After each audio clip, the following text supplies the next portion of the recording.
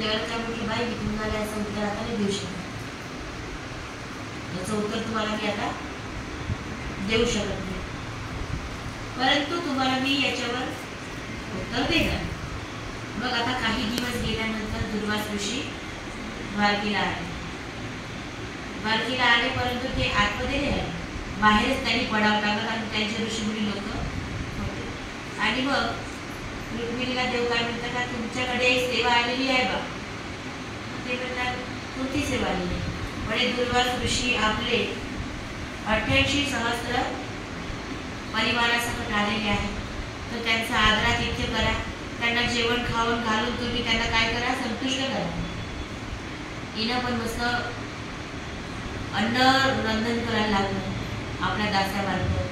सर्व काही फुलं, हार, विड्याचे पानं आणि नारळ, जेवढेही पूजेचे साहित्य लागते ते सर्व साहित्य मागवलं, तयार केलं. बंड्याच्या बंड्या भरल्या अन्नानं, फुलहारानं, वस्त्रानं, आणि ती तिथून घेऊन देवाला दंड करून चालली. गेल्यानंतर ती नदी जी आहे ती काय होते, पूर्ण भरून होती, तुडून. आता मग ते काय म्हणताय, आता आपण कसं जाऊ बाई, कधी वाट मोकळी नव्हती त्यांच्यासाठी. देवाला विचारायला लागले, जीजी आता आम्हाला पलीकडे जायचं आहे, आम्ही कसं जाऊ आपण? देवाला म्हटलं की सांगा त्या गोमती मातेला की जर दुर्वास ऋषी 60 खंडीचं अन्न खाऊन खरोखरच ते उपवाशी असेल तर मला वाटते तुझं जाऊन ती तसंच म्हटलं, हे गोमती माते, जर दुर्वास ऋषी 60 खंडीचं अन्न खाऊन खरोखरच निराहारी असेल तर आम्हाला वाटते. आणि मग गोमतीने काय केलं, वाट दिली. त्या गोमती नदीने वाट दिली आणि 2 शकली अशी झाली, आणि ते तिथे बंड्या वगैरे सगळे आपल्या दास्या वगैरे घेऊन निघाले. गेल्यानंतर मग त्यांना त्यांचे चरण धुतले, आपल्या त्या दुर्वास चरण धुतले. चरण धुतल्यानंतर त्यांना छान अन्न त्यांना दिलं वाढून, नाना पदार्थ त्यांना दिले खायसाठी.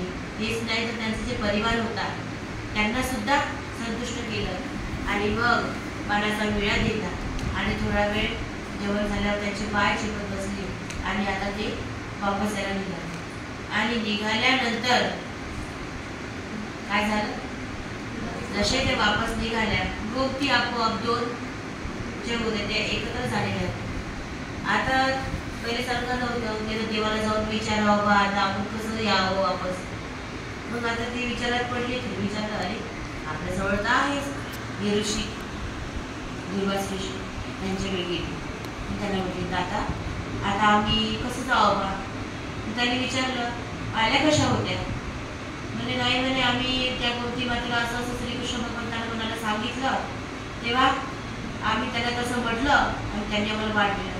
मला ते समजलं की देवाचा इशारा काय आहे. आणि म्हणून त्यांनी सांगितलं, जा तू असं म्हण की किती बायका होत्या श्रीकृष्ण भगवंतांना? 16,008.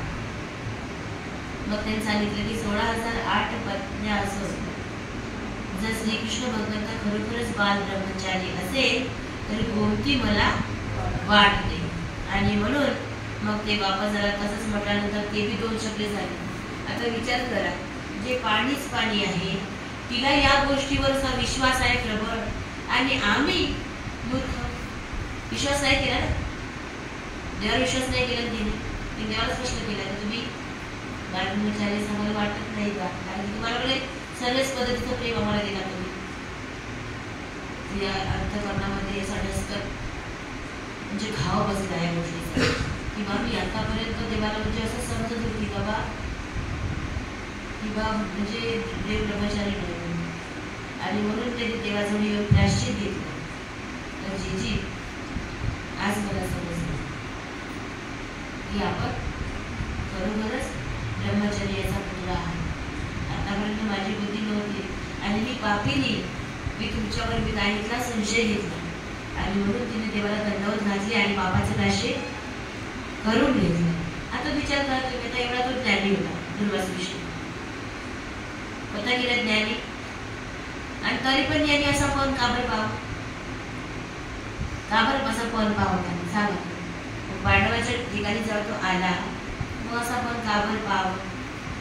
मग अशी बुद्धी आपण जसं अन्न खाऊ तशीच आपली बुद्धी होईल. का होणार? जसं अन्न खाऊ तशीच आपली बुद्धी होणार. म्हणून आपण अन्न खाताना बी विचार केला पाहिजे नवसाचा आहे की जापट्याचा आहे.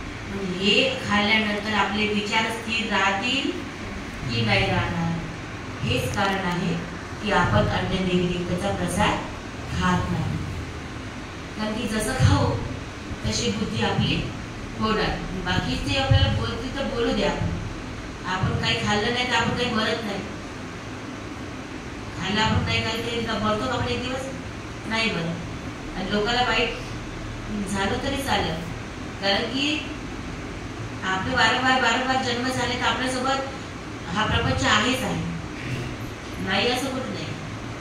परंतु असे जर लोक आग्रहपूर्वक आपल्याला काही घालत असेल खाऊ घालत असेल तरी कधीही खाऊ नका. कारण की आपण कोणत्याच गोष्टीने भ्रष्ट होत नाही. परंतु एकदा देवता प्रसाद खाल्ला की आपली बुद्धी सात्विक राहत नाही. त्याला सात्विक करायसाठी खूप प्रयत्न करावा लागतात. एवढ्या दिवसाचं अनुष्ठान करायचं नाही काय की मग एवढ्या प्रसादासाठी ते भक्त करून टाकायचं का? नाही. पण देवाने आपल्याला उपदेश केला की एक भक्ती विशिष्टते, एकच भक्ती करा, एकाचीच भक्ती करा. असा उपदेश श्रीकृष्ण भगवंताने केलाय की नाही? असा उपदेश काऊन केला? कारण की 1760 देव पूजले आपण तर एकही आपल्या रक्षणार्थी येणार नाही. देवतेची भक्ती गलत करणे हे देवाचं हे नाही आहे. देवतेला देवानंच आणलेलं आहे या पृथ्वी तलावर.